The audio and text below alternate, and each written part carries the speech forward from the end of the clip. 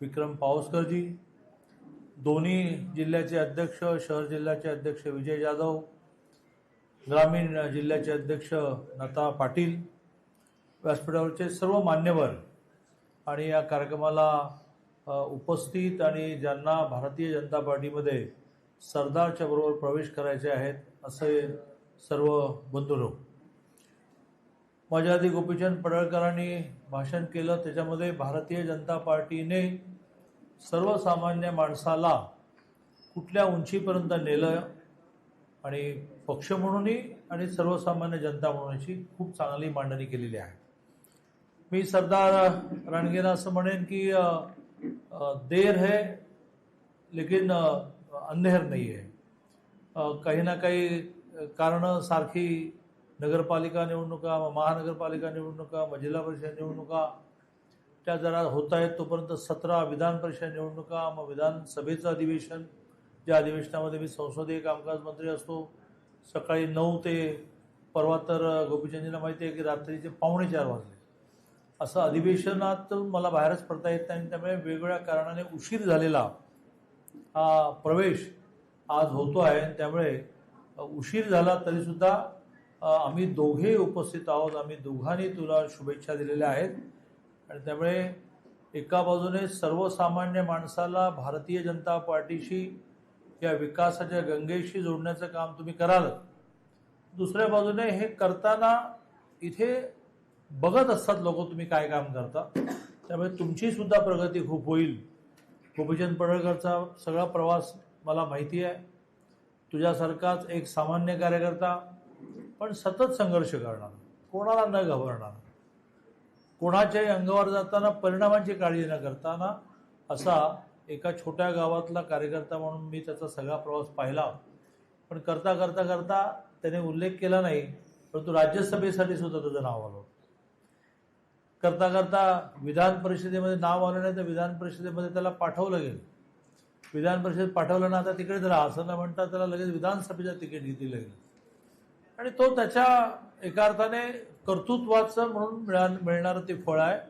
सरदार रणगेंनाही मी असंच सुचवेन की खूप चांगलं काम करा आणि त्यातून चांगल्या जबाबदाऱ्या तुमच्याकडे येत जातील. याचं कारण ही पार्टी वाटून सगळ्यांना एखादी गोष्ट पूर्ण करणारी आहे. मग महामंडळं घोषित करायची नाहीत, आपल्या ताब्यात ठेवायची. मग मंत्रिपदं घोषित करायची नाहीत, आपल्या ताब्यात ठेवायची. अशा प्रकारची कुठलीही वृत्ती या पार्टीची नाही. 14 ते 19 मध्ये एकूण 133 महामंडळ असतात, तर ते 121 महामंडळ घोषित आहेत.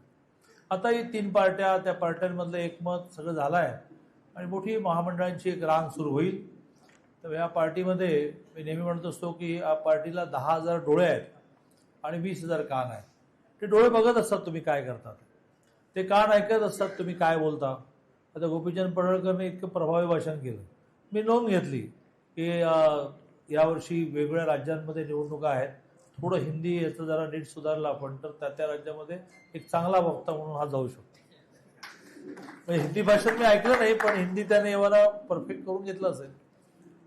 त्यामुळे माझा संघटनेचा डोळा ते पाहत असतो की ह्याला आपल्याला आता थोडं राज्यामध्ये तर सगळीकडे डिमांड आहे गोपीचंदला, पण अन्य राज्यामध्ये यावर्षी मोठमोठ्या राज्यांच्या निवडणुका आहेत, त्याच्यामध्ये एक यादी येते किंवा या प्रकारचे वक्ते तुम्ही पाठवा.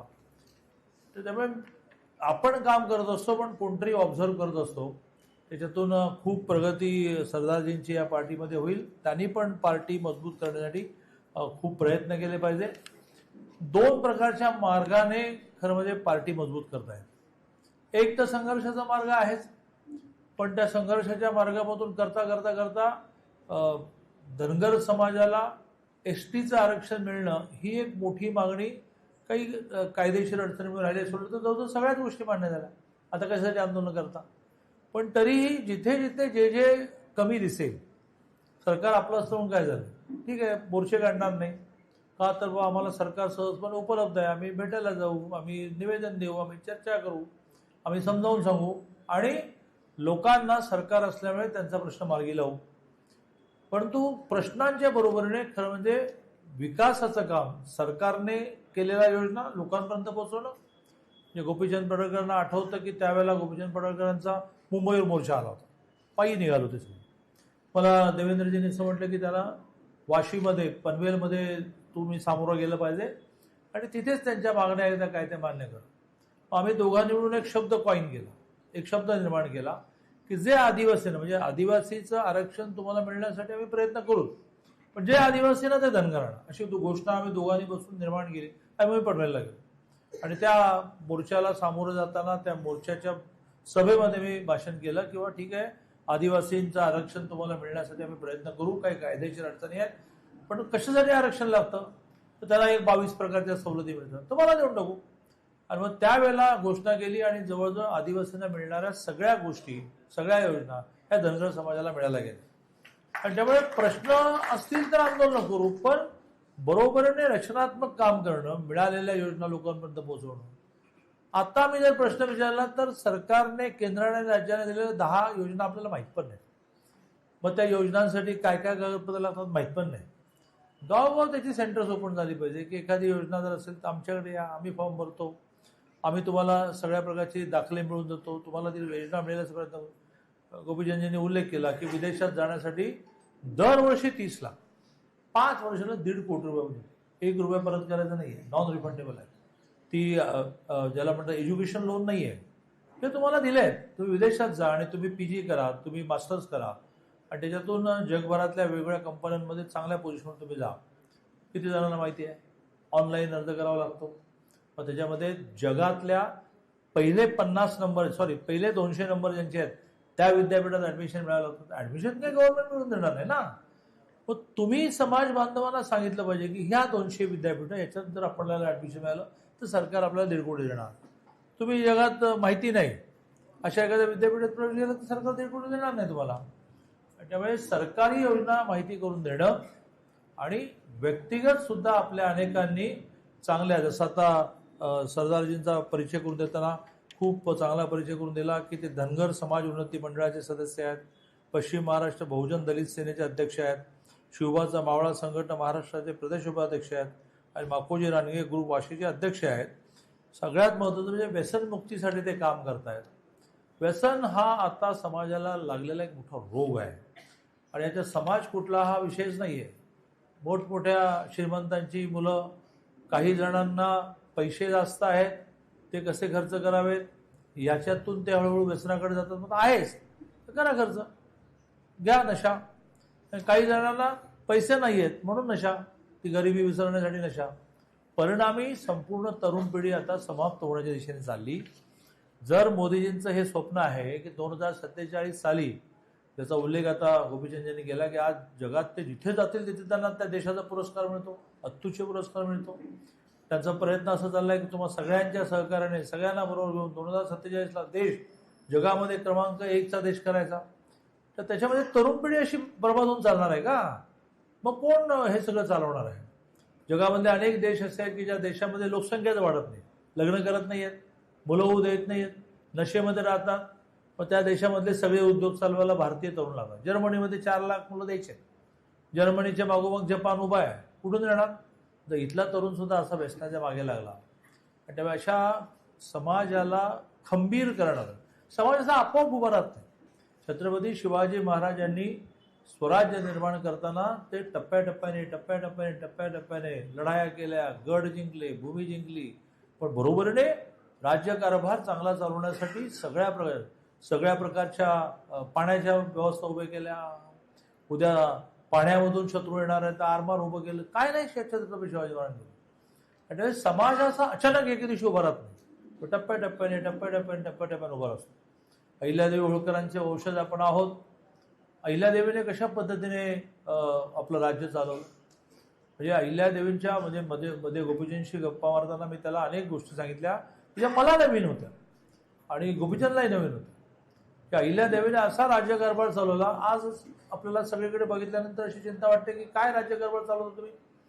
अहिल्यादेवीने त्यांच्या नवऱ्याला सुद्धा शिक्षा केलेली आहे की जर तू पैसे तुला वर्षभरासाठी मिळालेले 2 महिन्यात खर्च केले असशील आणि त्यानंतर तुला लागणारे पैसे मागण्यासाठी तू त्या दिवाणजीला वाटेल ते बोलत असशील, वया फेकून देत असशील, तर तुला मी दंड करणार म्हणून अहिल्यादेवीने नवऱ्याला दंड केला. आणि ज्यावेळेला ते आपल्या आईकडे गेले, म्हणजे आईला त्यांच्या सासूबाईकडे गेले, ते म्हणाले की तिला कोणी समजावून सांगितलं, तुझ्याकडे नसतील दंड भराल तर मी देते म्हणाले. पण मी काय त्याला दंड माफ कर म्हणून सांगणार, थोडा झाला. सासूबाई म्हणते, नवरा म्हणतो मी सरदार, मलाही दंड करते. अशा प्रकारची राज्य, अशा प्रकारची संस्कृती, अशा प्रकारचं कल्चर, अशा प्रकारचे रीतिरिवाज हे खूप मेहनतीने तुम्हा आम्हा कार्यकर्त्यांनी मेहनतीने उभे करायचे असतात. आणि म्हणून मी गोपीचंदला खूप त्याचं कौतुक करत असतो. तोंडावर कौतुक करणं माझा स्वभाव नाही, मी त्याच्या पाठीमागे गाणे करणं म्हणत असतो की आपल्याला कसं नर्स करायचं, कसं डेव्हलप करायचं, आपल्या बरोबरच्या ग्रुपचं कसं भलं करायचं, त्यांना कशी पदं मिळवून द्यायची, त्यांच्या गावाला कसे रस्ते मिळवून द्यायचे, त्यांच्या गावातली मंदिरं, तर सारखा त्याचा ध्यास चाललेला असतो. आणि त्यामुळे नाथा पाटीलला सुद्धा एका अर्थाने एक चांगला हिरा त्याने शोधला. नाथाने माझं लक्षात, अरे बाबा येतो उद्या मी, असं म्हणण्याची वेळ आणली. पण आज आल्यानंतर मला बरं वाटलं की खूप चांगला, केवळ एकटा नाही, बऱ्याच वेळेला नेते आपली एकटेच असतात, त्यांच्या स्कूटरवर बदल बायको पण नसते. तर आज शेकडो कार्यकर्त्यांच्या बरोबर त्यांनी प्रवेश केला आहे. नाथाचं पण मी कौतुक करतो की अशी माणसं शोधून शोधून शोधून पक्ष मजबूत केला पाहिजे.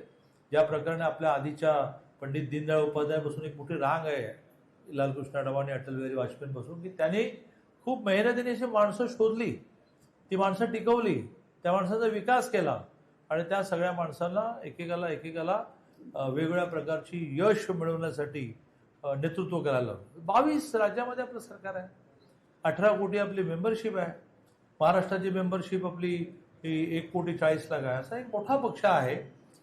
तो असा काही मशीनमध्ये घातलं मेंबरशिप, इथून घातलं की पलीकडे मेंबरशिप, असं नाही झालं. तर गावगाव फिरून मेंबरशिप झाली. राज्य, चला एक मोठं यंत्र आणलं, त्या यंत्रामध्ये म्हटलं गुजरात जिंकायचं, तिकडून गुजरात जिंकलं, असं नाही झालं. लोक गावगाव फिरले. आणि त्यामुळे मी आपल्या सगळ्यांना पक्ष वाढवण्यासाठी खूप मेहनत घ्या असं आवाहन करतो.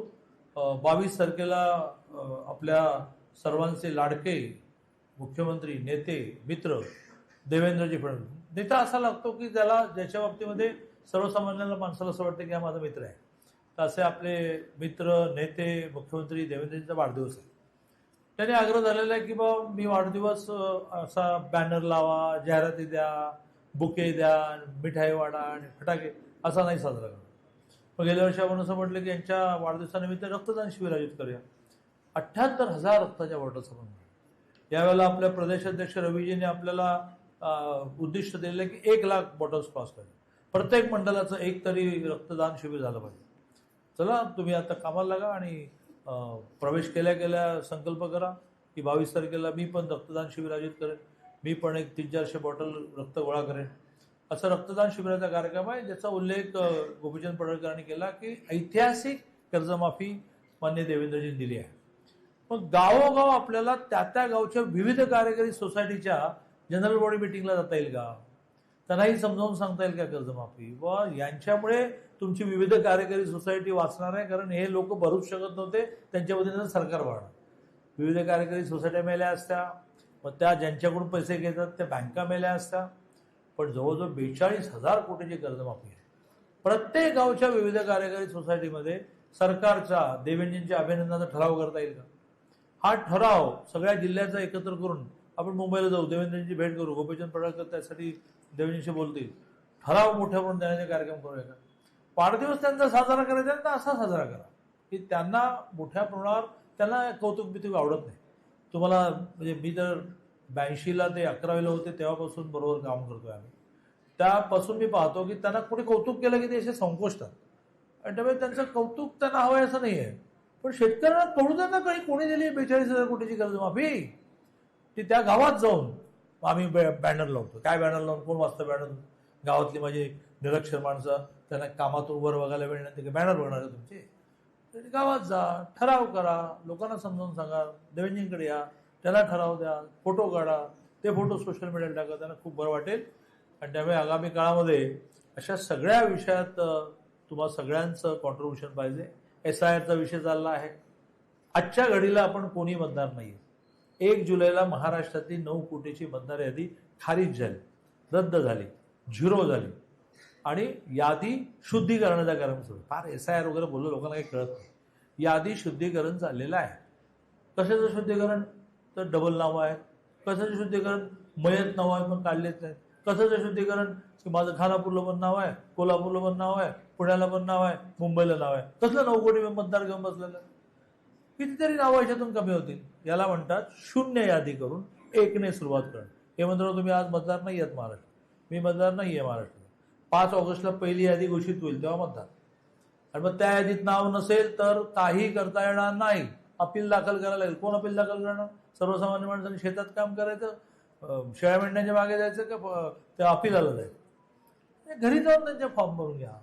असे SIR असेल, देवेंद्रजींचा वाढदिवस असेल, कर्जमाफी असेल, या सगळ्या विषयामध्ये कार्यकर्ता नेता तो की तो जे जे ठरेल ते पिकअप करतो, उचलतो. चला आता यात मी काय करता येते, माझ्या परीने जेवढं करता येईल तेवढं मी केलं पाहिजे. पदवीधर आणि शिक्षकच्या निवडणुका आहेत नोव्हेंबरमध्ये. परंपरागत आपले बाले किल्ले आपण हरलो मागच्या वेळेला, जिंकायचे आहेत आपल्याला. पदवीधर शिक्षकमध्ये सुद्धा मी PhD केली, फॉर्म नाही भरला, मतदार नाही. मी 2 वेळा आमदार होतो पदवीधरचा, मी फॉर्म नाही भरला, मतदार नाही. म्हणजे फॉर्म भरायला पाहिजे. आज 2 ठिकाणी जाऊन आलो मी. पेठला गेलो आणि आष्टाला गेलो आणि त्या ठिकाणी मोठमोठे मेळावे करून म्हटलं अरे फॉर्म भरा तर तुम्ही मतदार आहात. आणि त्यावेळी काय काय करायचं याची यादी करायला मी उभं नाहीये.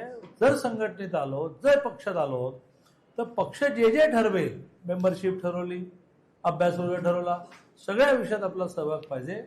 आणि त्यामुळे अतिशय चांगलं नेतृत्व तुमचं मिळावं. धनगर समाजाला ज्या प्रकारचं वेटेज भारतीय जनता पार्टी दिले, ह्या महाराष्ट्राचं सगळ्यात मोठं सभागृह कुठलं तर ती विधानसभा नाही, ती विधान परिषद. म्हणजे मी विधानसभा विधान परिषदेचा फरक करत नाही, परंतु घटनेप्रमाणे त्याला सर्वोच्च सभागृह म्हणतात. त्याचे सभापती कोण? त्याला पीठासीन अधिकारी म्हणतो. कोण? हा, इथून सुरुवात आहे का? राम शिंदे आहेत ना, अहिल्यादेवींचे वारस, चौंडीला गाव आहे त्यांचं. मी कानेपुळा त्यांच्या घरी जातो त्याच्या आई वडिलांना भेटायला.